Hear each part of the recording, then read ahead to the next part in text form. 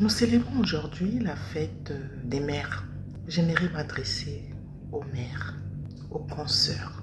Est-ce que le fait de porter une vie fait véritablement d'une femme une mère?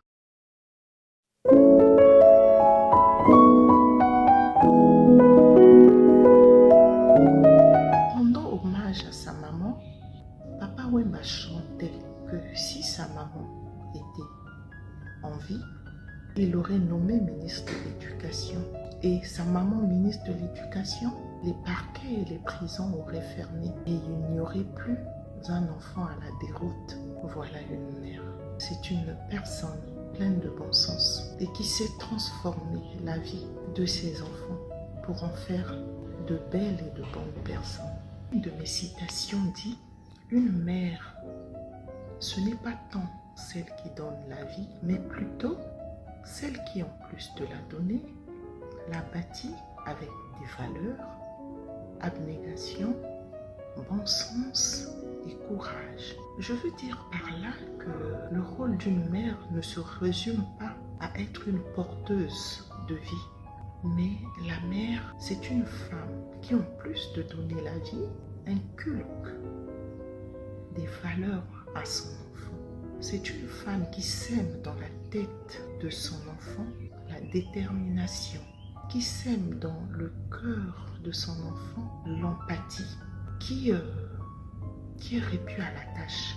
C'est une femme prête à faire des sacrifices pour le bonheur de ses enfants, qui les accompagne jusqu'à leur émancipation, sans se dérober, sans abandonner son sens de responsabilité.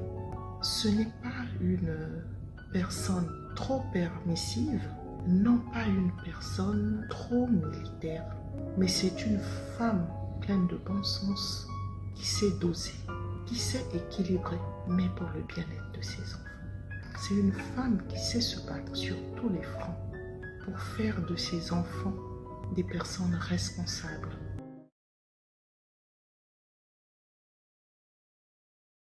Aux mères des missionnaires, celles qui ont juste été des porteuses ou des donneuses de vie et ont préféré fuir leurs responsabilités de mère, ne vous sentez pas concernés par cette fête, elle n'est pas à vous.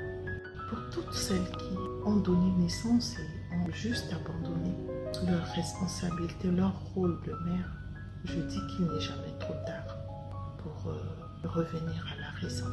Parce qu'un enfant qui n'est pas éduqué deviendra un adulte pénible, nuisible. Pensez-y. Vos enfants, ce ne sont pas des enfants de cerveau qui grandissent. Les enfants ont besoin de repères. Pour toutes celles qui ont eu le malheur de tomber sur des partenaires pervers narcissiques, qui les ont séparés de leur progéniture et qui voudraient bien jouer leur rôle de mère auprès de leurs enfants, continuez à vous battre. Ne vous arrêtez pas. Battez-vous afin que vos droits soient rétablis. J'ai une pensée pour les nullipares, toutes ces femmes qui n'ont pas pu donner la vie, mais qui jouent le rôle de mère autour d'elles, qui accompagnent les enfants, bien que nous n'étions pas les leurs dans leur émancipation, dans leur éducation. Ces femmes-là peuvent se sentir mères parce qu'elles jouent pleinement le rôle que certaines femmes des missionnaires n'arrivent pas à jouer auprès de leurs enfants.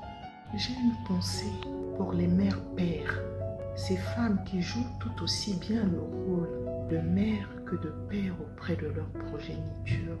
Ce n'est pas une tâche facile. Vous avez mon respect. Mères, soyons des modèles pour nos enfants. Ils n'ont pas demandé à naître.